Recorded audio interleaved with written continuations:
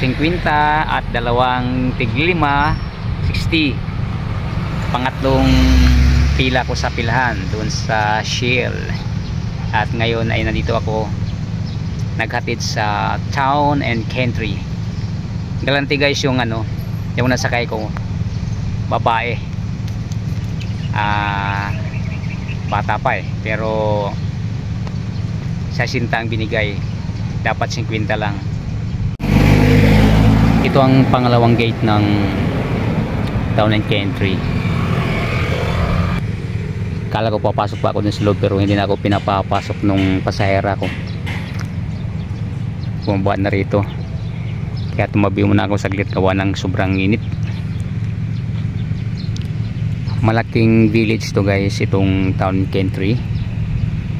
Isa lang to sa parte ng Town and Country, itong kinalagyan ko ngayon.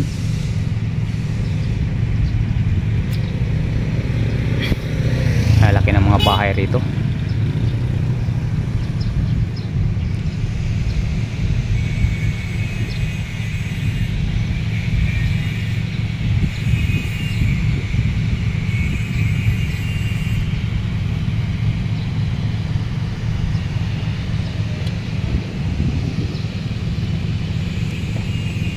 Gusto ko sanang pasukin yung gate na yan ni minsan di ko pa napasok yan, at ngayon na di ako nakarating dito banda. Ang pinakamalayo kong takbo ay phase 6 lang. Ito ang main road, dumiretso kami. Hindi ko lang alam kung saan ang tagos niyan pag diretso mo yung kalsada o itong kalsada na to. Hindi ko alam kung saan ang tagos niyan. Ito mayroon tayong nakitang Primo Shine headquarters.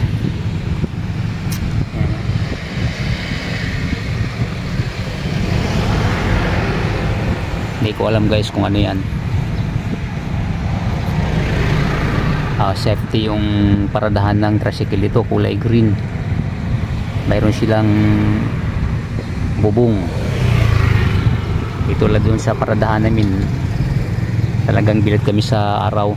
Wala kasi kaming ganyan na may mga bubong na paradahan.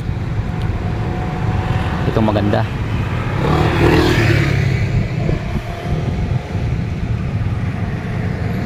Okay guys, babalik na ako doon sa pilahan ko.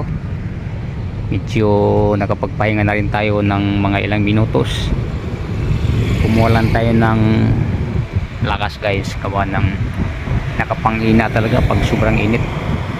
Alaw na pasado pa lang pero kita natin ang langit,